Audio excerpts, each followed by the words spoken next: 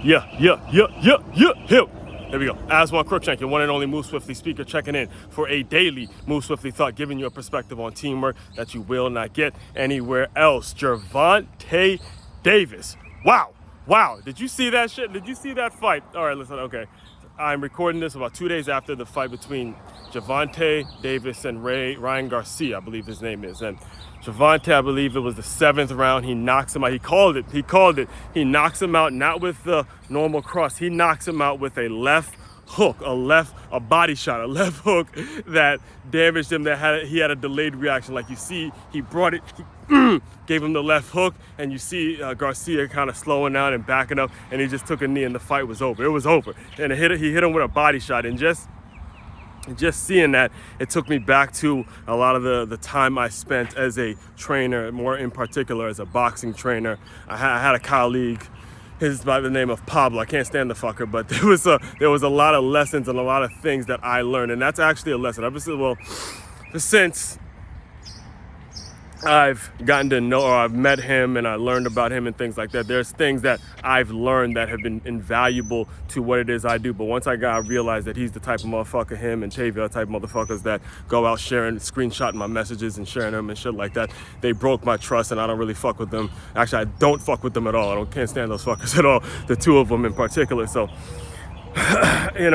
that is actually a lesson. Even though the people that you can't stand, the people that have broken your trust in life, there's still a lot of things that you can learn from them, right? Because it was actually watching them two develop as trainer and client. Tavia actually became one of the trainers at 9 Round, but it was watching them two develop, more in particular, watching Tavia develop as a fighter, that got me thinking about how I develop and how I am able to hold pads and learn this skill of teaching boxing. And it's a skill that, again, it helps me even to this day, because it allows me to pick up on little lessons like that, and it teaches business in a certain way. Because when you think about it, that hook that Gervonta Davis threw, that hook is a body blow, right? And I remember I used to tell clients all the time, especially even in my book, Make Your Move, when you talk about those body blows, when you talk about those hooks, it's the same thing as Serena Williams swinging a racket, or same thing as a Major League Baseball player swinging a baseball and hitting a home run. It takes that same motion. You hear, boom, boom. You see that balance I got? That hip turn I got. And not only do you have to be able to deliver body blows, but you also got to be able to take those body blows, right? Because you don't see those body blows coming. As you can see, Gervonta came in nice and close, and he got up on Garcia, and he got him right up in the ribs, and you don't see those body blows coming. And it's the same thing in life. When you're going directly at a competitor, when you're going directly, whether it's your business, whether it's your personal life, whether it's your romantic, or whatever it is, you gotta chop wood. You gotta chop the body. When you get good at that, I'm telling you, your opponent over time slows down. If you go for that knockout punch too soon, you start getting off balance. When you throw that cross too soon, you get off balance, and it's easy to telegraph it and things like that. All right, so understand that. All right, in life, learn how to take those blows and learn how to deliver those blows to the body. When you learn how to deliver those blows to the body, you start to see your opponent slow down over time. And it's up to you to think about. That's your job. That's actually your job.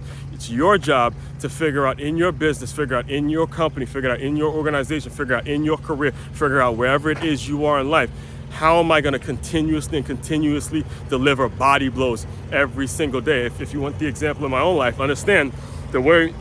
If you want to talk about my time actually at 9 Round, the way I was able to deliver body blows to, let's say, a competitor like Pablo or a competitor like Tavi, is I learned not only to do pad drills, I learned actually how to sell, I learned actually how to make calls, I learned actually how to do more than just have pad drills. I put a book out, I put this podcast out. I made sure there were other ways to service people other than just training. That's like body blows, because we were technically in the same, had the same job, and we were competitors at the time.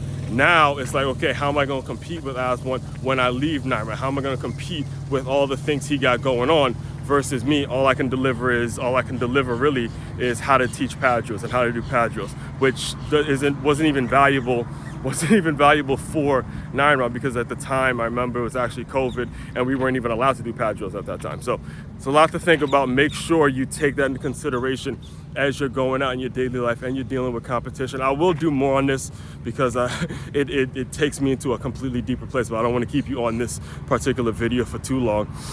Main website to check out to dive deeper into all of this stuff that I've been talking about is makeyourmove.com. That's makeyoumove.com. One-stop shop for all your teamwork and your self-development needs. Aswand Cruickshank, your one and only Move Swiftly speaker, checking out. You guys continue to move swiftly. We will talk more soon.